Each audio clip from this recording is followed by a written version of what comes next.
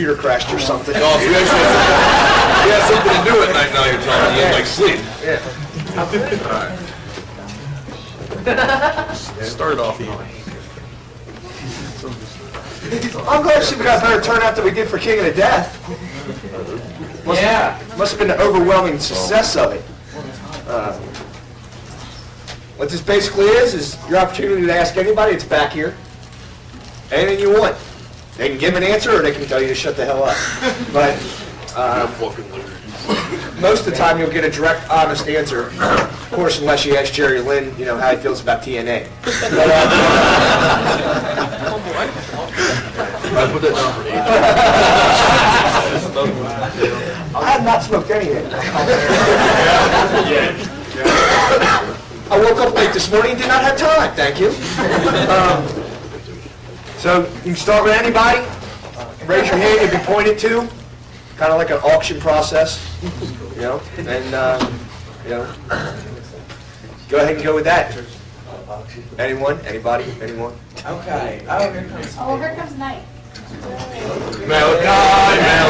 That means Krazak's here. Malachi. Yeah, that is good.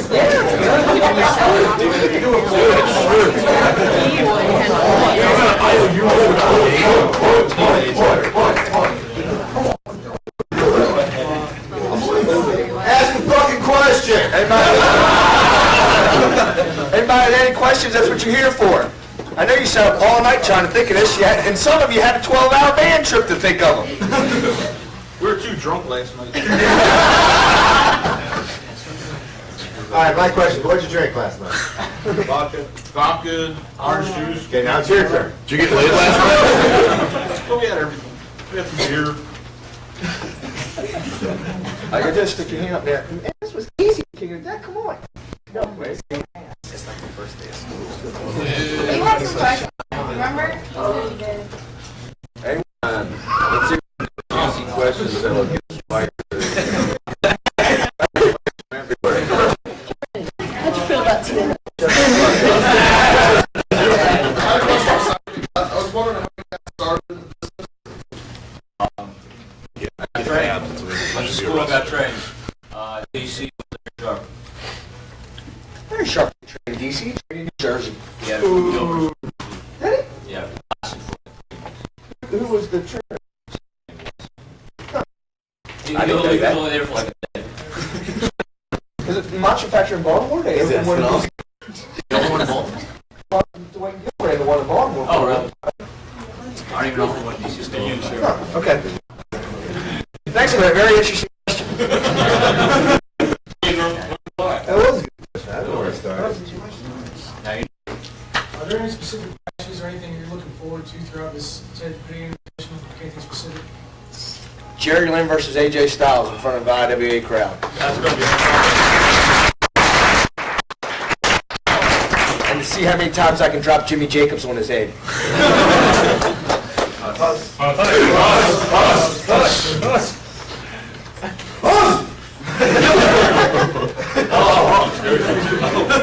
Mr. Hall, you're supposed to be a professional asker. Yeah, what? Being a professional asker. What led to the turnout problems last night?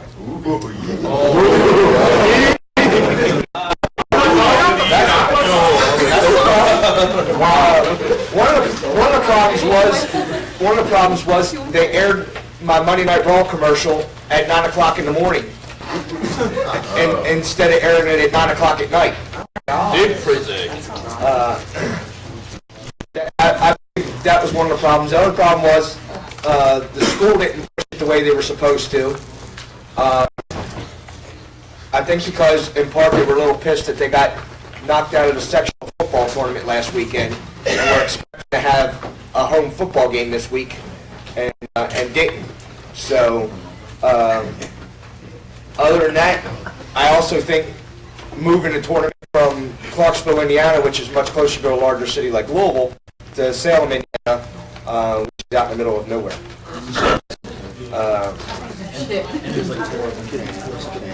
That's God's honest truth, so. So, I mean, we tried to advertise in the area on Raw and go directly to wrestling fans.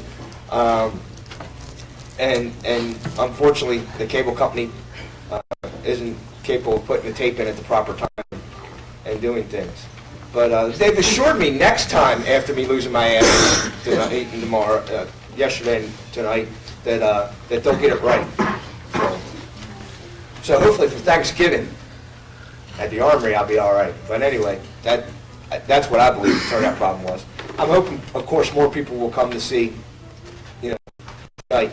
Other thing I believe that is the problem is because, you know, just like, let's take a look at the trip, okay? We had almost 50 people for that. And for this, you know, we break it down into vans and have 18. You know, reason being, because there's a shitload of blood marks, and there's no hardcore on this show.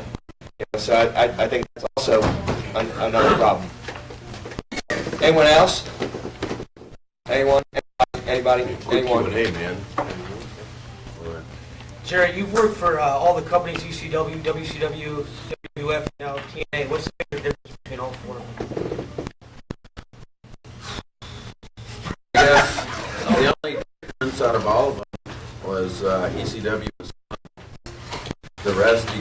Once the company starts getting successful, you've always got politics kicking in. Everyone's jacking for the position and whatever, you know. No one wants to try to make it on their ability. They just want to try and schmooze everyone to try and get somewhere, you know. And it's sad how that people let the business change them like that. Nature of peace that happens in all aspects of life. If you're working in a factory, if you're working a suit and tie job, there's politics everywhere. So it just gets frustrating at times. But ECW was the best time of my life. It was well, we were the, you know how in Rudolph you got the Island of Misfit Toys. We were the promotion of Misfit Wrestlers, and it was a blast. And the best drugs on earth. Shit, I said that out loud, didn't I?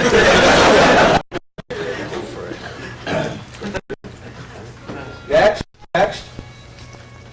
Someone in the back of the room. Come on. This is the shortest Q&A of all time. As to AJ and Colt, were you backstage the whole Teddy Hart debacle and what occurred? Actually occurred. Bottom line is, I told them to bring him into the place. When who gives you a picture from the top rope, and then you know the 1, 2, 3, you jump on the second rope and do your backflip and say bye and bow. You don't need to be in this promotion. So I just want to throw that out there. But second time Teddy Hart had been there, and they had a big cage match deal where you had platforms on top of it where you could actually jump off of. Everything was going really well until you know, they had two beautiful, crazy, stupid guys on top, Teddy and his little buddy. And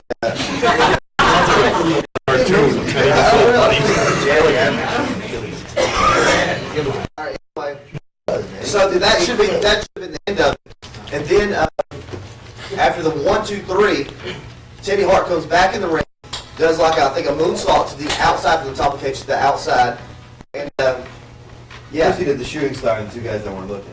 okay, well, whatever, they had to run to catch this guy, and he did something else. And the fact of the matter is, it wasn't about Teddy Hart; it's about Ring of Honor at that time, and so it pissed everybody off. I mean, you don't do that crap, and it was allowed in the locker room. Not because of Gabe and Feinstein, but because of all those who really beat I remember them coming to like me and Chris Daniels and said, Joe's going to beat up Teddy Hart. We went, cool.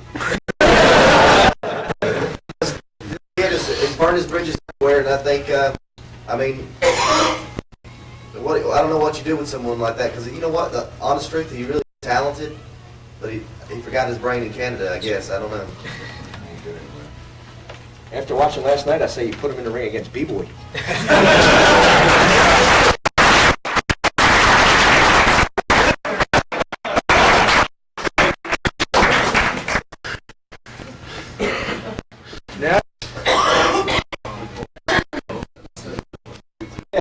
Little?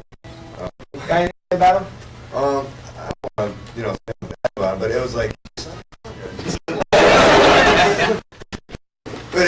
and if you want to know which one, it was like back in the locker room, what was kind of going on, or like, I don't know, it was just everybody kind of against this one guy. It was kind of like everybody uniting against drugs, and then you get the rest of it.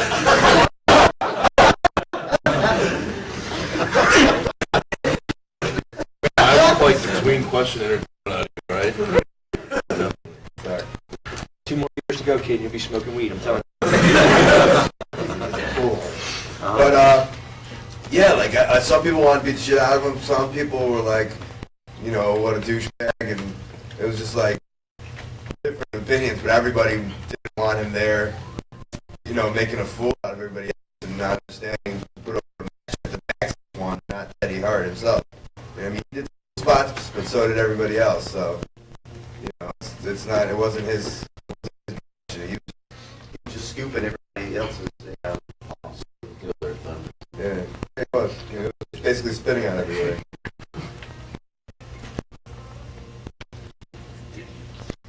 Anyone? I have a question for Cole.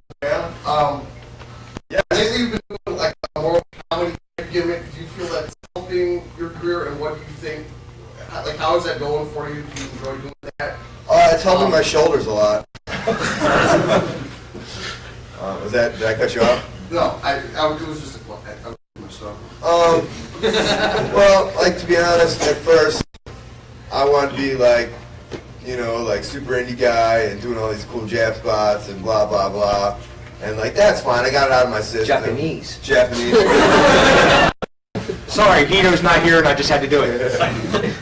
But, man, the more I get into it, it's the more I'm like, you're traveling every weekend and you're like, I just want to have fun, and then, why can't I have fun in the ring? And so you just goof off in the ring and people start laughing and enjoying it, and it gets over. So if I can do that with my body and get the same pop, I'll ruin the secret for you guys. Instead of doing a 450, the same pop as a poke to the eye, I'm going to do the poke to the eye. So. I'm enjoying the comedy. Thank you. See you guys.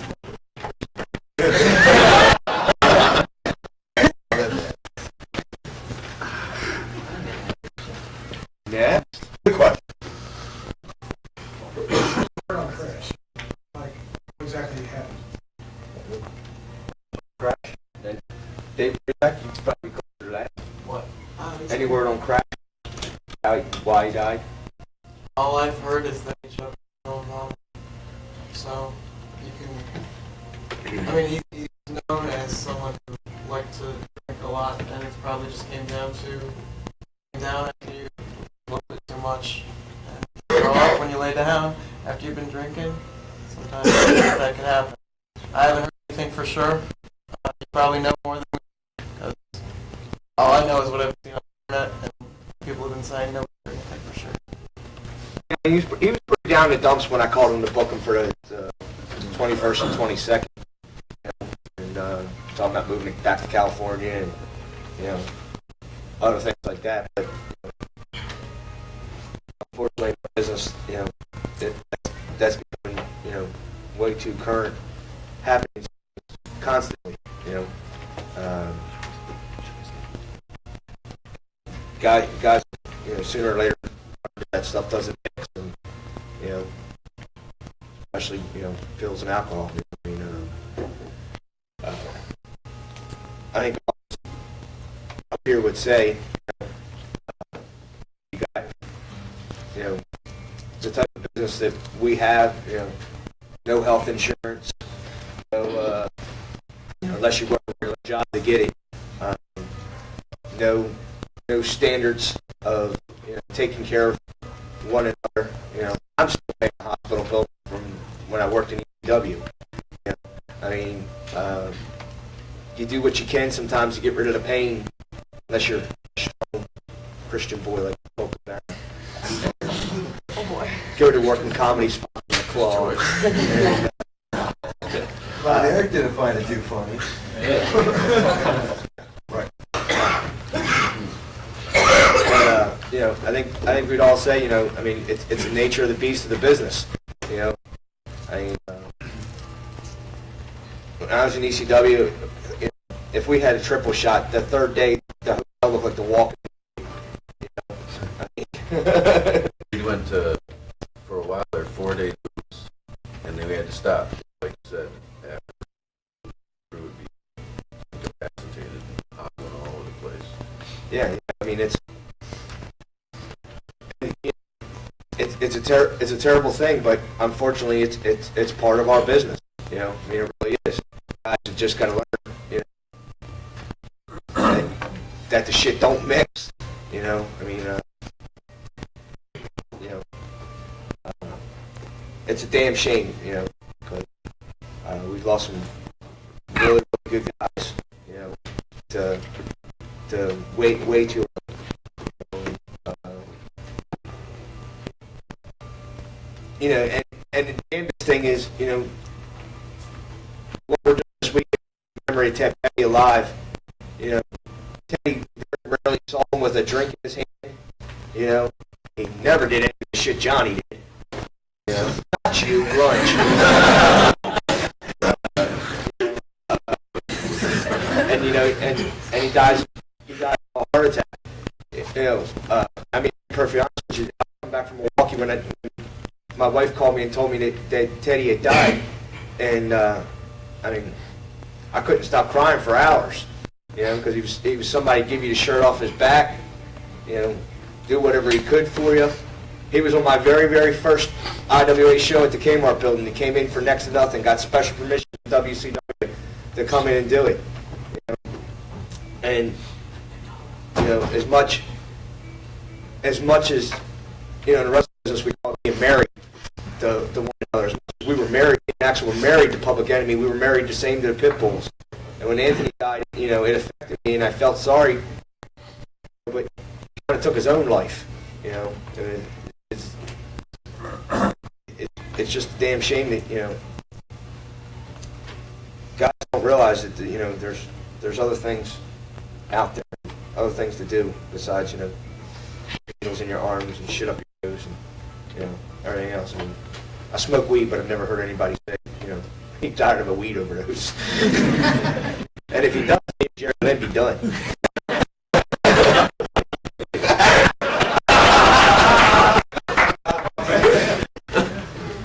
Jerry, I'm just kidding.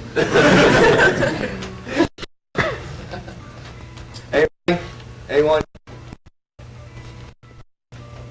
There seems to be a trend going on here. Maybe you guys are setting it with the tremendous aspect. You have smart market. More video. You don't see these live shows. Is that part of where the indie business is going?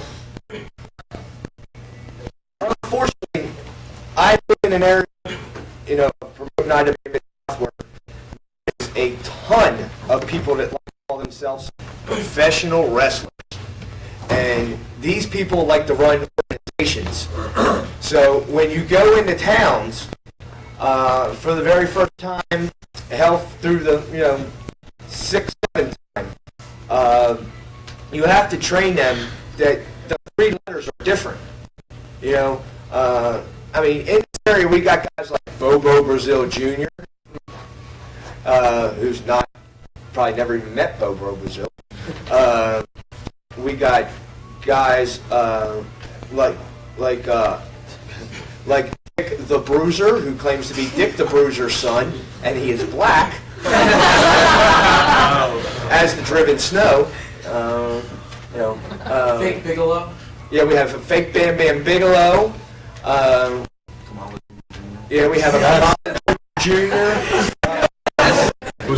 who's white. So what I'm saying is, in this area, you have guys that they like to advertise guys that are impossible to get. They'll advertise guys that are under WWE contract. Come to the towns, and then they say well, he's not here. But then when a legitimate company like mine, advertise somebody, they don't show up, for a real reason of, they didn't get on a damn airplane, or something like that, but who, you know, they, you know, the people don't believe who you advertised in. So what I'm getting to in the whole thing is, in this area, if you don't have those three letters, WWE or WWF, whatever the hell you want to do with it, you know, people don't, you know, associate independent wrestling as any good because of all the bad that's out I there. think that's in everywhere you go. Yeah, well, here it's really, really bad. You know, I mean, it's, you know, OVW ran a building right up the street in Salem, the National Guard Armory, 2 weeks before I did. $10 ticket prices, advertised Hugh Morris, Paul London, Nick Dinsmore, a couple other guys. The only person that was there was Nick Dinsmore. You know, they advertised 8 matches, ran 5, and you know, show lasted an hour and 15 minutes, and you know, they got out of the building and, you know, went and collected their check from Vince. You know, they don't care what they did to the town. Those matches with barn burners too. I'm sure. But the whole thing of what I'm getting to is, I think if you can recondition fans in this area, we have such a fantastic product. You know, I think we can change things around. Can I last through all those tough times? God, I hope so.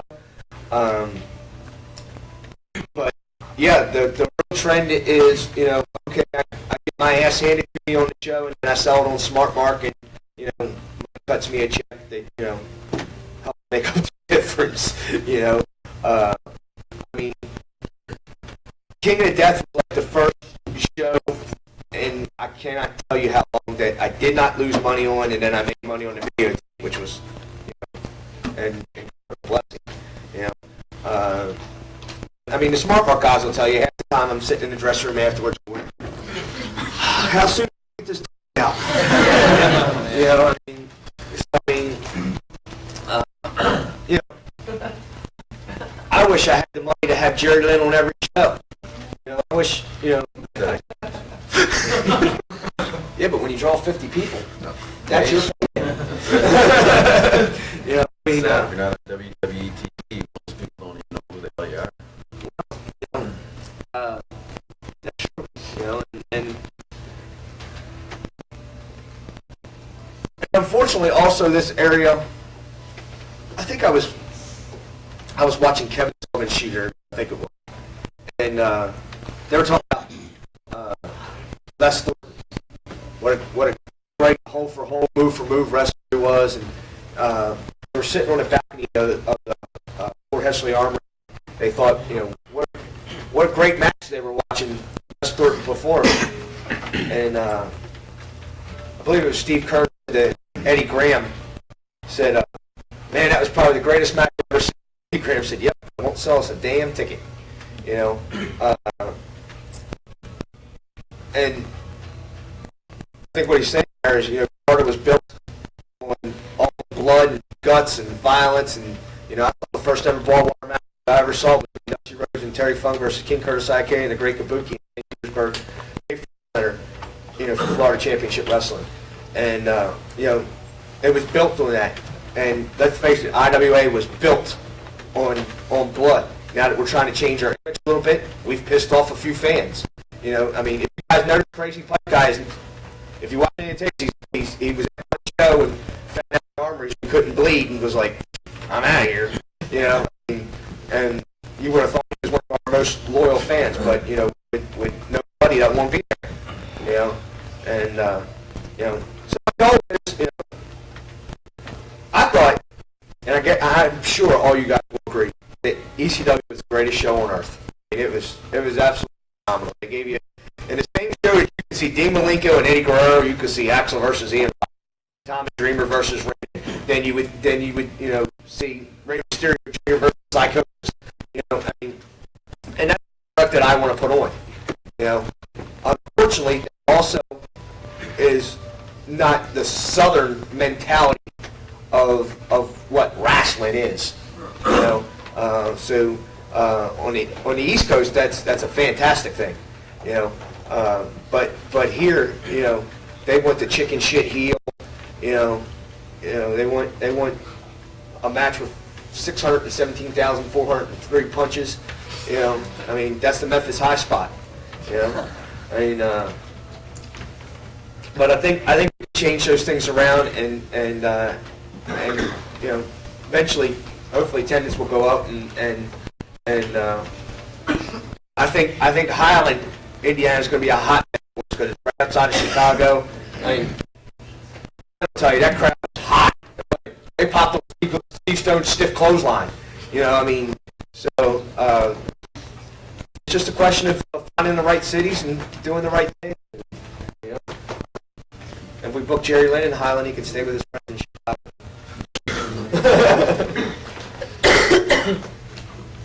Change in booking any with the success of the video product? You change Yeah, how you're putting your product together? I book towards what people want to buy on videotape.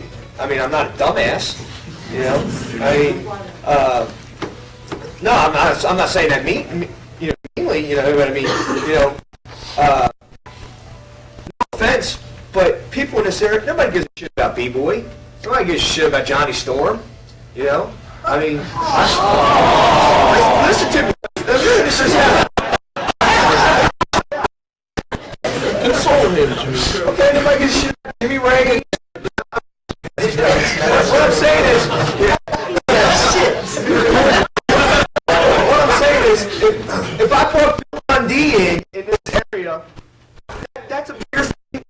You know, those work rate, you know, and he's 107, and he absolutely shits. You know, that's more important, you know, than any of these guys that can go hold for hold, move for move, and death-defying moves. You know, but we're trying to change that. You know, but the thing is, the saving grace is, you know, the people on the East Coast who know who Johnny Storm is, who knows who Jimmy Rave is, who knows who B-Boy is, buy videotapes. So, you know, I bring them here. Huh? B-Boy's from the West Coast. Yeah, well, but on the East Coast, he wrestles on the East Coast a lot. So, you know, it's all in trying to make.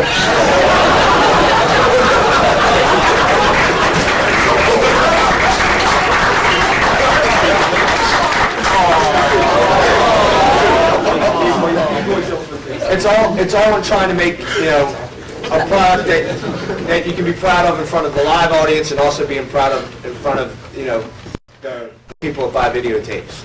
You know, so. I think that just got another one. Yeah. Johnny Storm, you've wrestled all over the world in front of different types of crowds. Have you found it difficult to adjust for each different crowd, from America to England? It's not so much an adjustment, it's just the crowds are so different. In Europe, people like AJ and Jerry will agree on this, that the crowd are just awesome.